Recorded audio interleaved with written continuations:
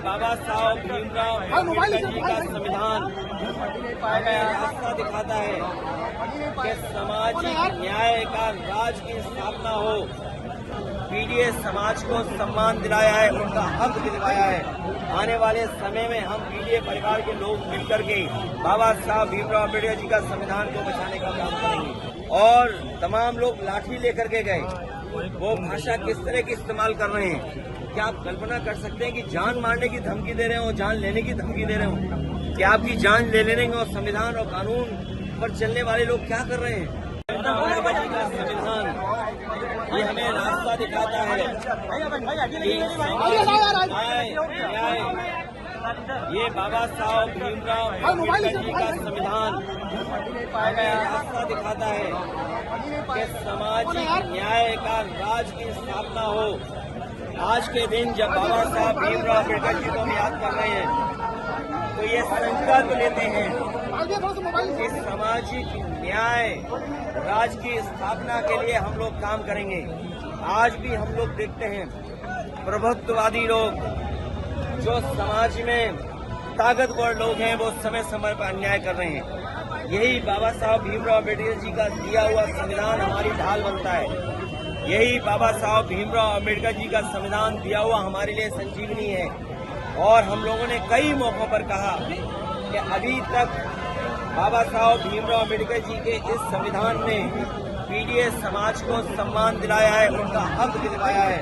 आने वाले समय में हम पीडीए परिवार के लोग मिलकर के बाबा साहब भीमराव अम्बेडकर जी का संविधान को बचाने का काम करेंगे। ये वही संविधान है जो हमें शिक्षा में, ये वही संविधान है बाबा साहब का जो हमें नौकरी में आरक्षण दिलाता है।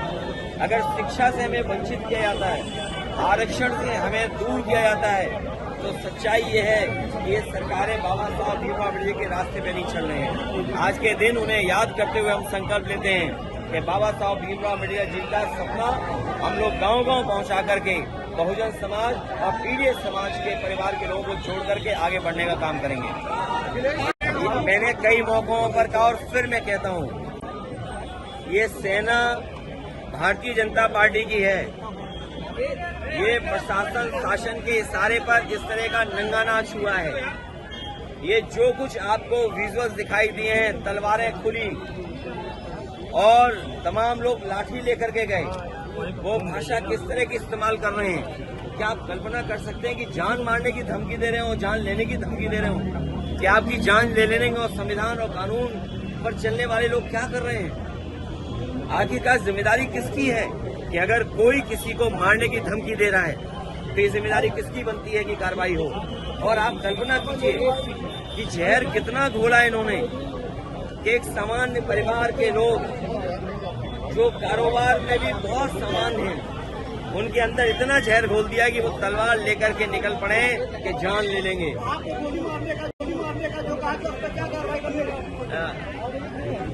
ये गोली मारने का भारतीय जनता पार्टी का पुराना षड्यंत्र रहा है।